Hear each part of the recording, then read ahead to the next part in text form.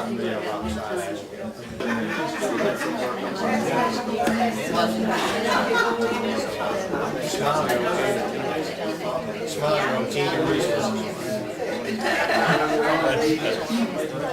know.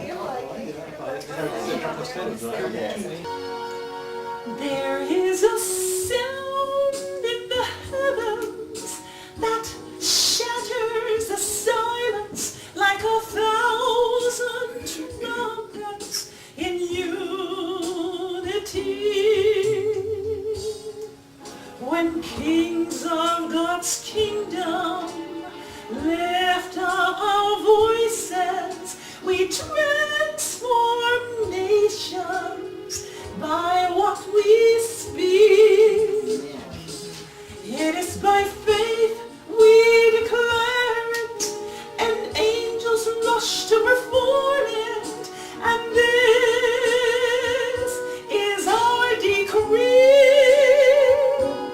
Let the glory of the Lord fill the nations, like the waters cover the sea.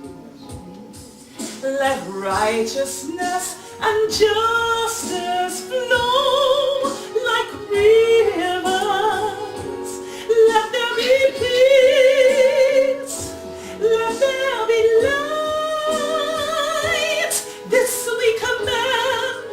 Let the glory of God's kingdom cover this land. And so we speak into existence things that should be, as Christ in this earth. We have authority to rule our inheritance with wisdom and power, walking in love, speaking truths that set them free. And so by faith we declare it, and angels rush to perform it, and this is our decree. Let the glory of the Lord fill the nations, like the waters cover the sea. Let righteousness and justice flow like rivers. Let there be peace.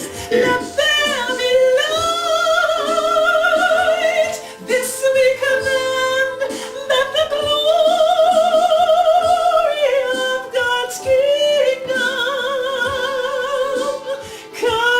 cover this land.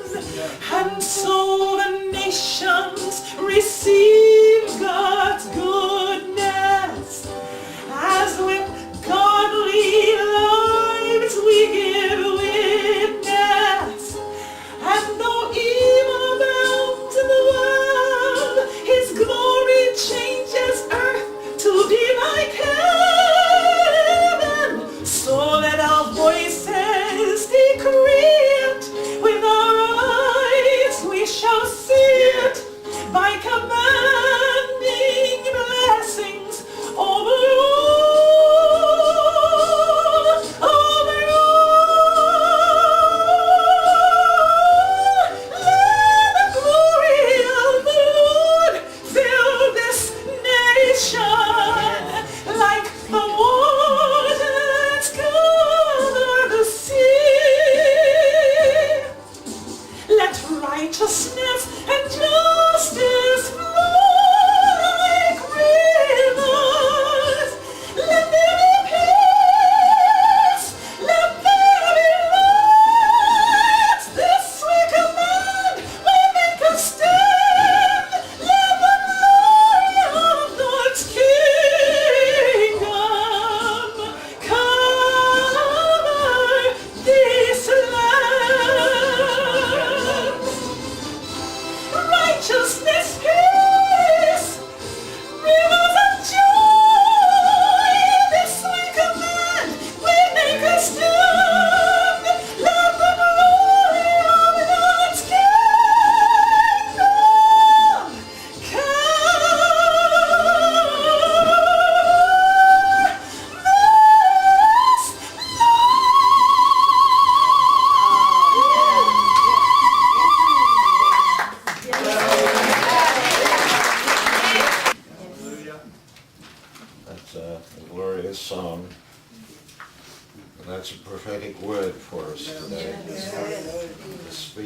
into the nations. That which God has decreed shall be. This morning we shall begin in Romans chapter 2.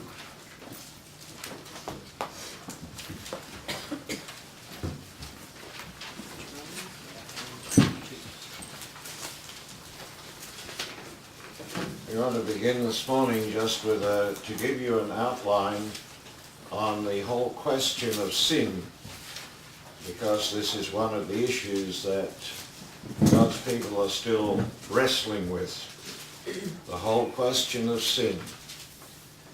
And so we need to understand what sin is. We need to understand how it affects our life, and whether today we should be still walking in this thing we call sin, or whether we should be walking free from it.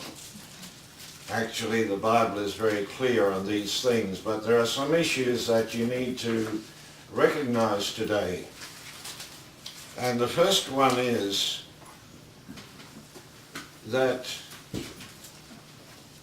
at Mount Sinai, when Israel came to Mount Sinai after their stint in Egypt, you remember that God came down on that mountain and gave to them the law of commandments. Moses brought the stones, the two pieces of stone, with the commandments written by the finger of God down to Israel.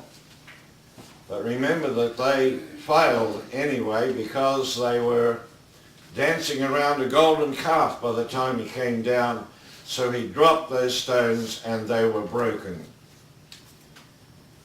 The church in this world today for 2,000 years has put the Gentile people under the law of commandments. And that has been the greatest fallacy, of course, of all time. And because of that, then everybody has been told that we are all sinners and we have broken God's law, and therefore there has to be a penalty for that. And so we have the judgment of God, which has been preached all over the world for the 2,000 years. So I want to clear up some things with you this morning, show you from the Word of God, not just from my concept of the thing, but I want to show you what God says. You see, because if you are under the law, then you must have a judge. If you're under the law and you have a judge, you also must have a penalty. So for Israel, they had the law and they were given the law. They basically signed the law when they said to Moses, all that God has said we will do. So they virtually put their signature to it. So they were under the law and they had to have a judge, and God was their judge. And because there was a law and they had a judge, they had a penalty. The soul that sinneth, it shall die. Now I want you to turn to Romans chapter 2 and verse 14. And the Apostle Paul is speaking here, and he says, for when the Gentiles, which do not have the law.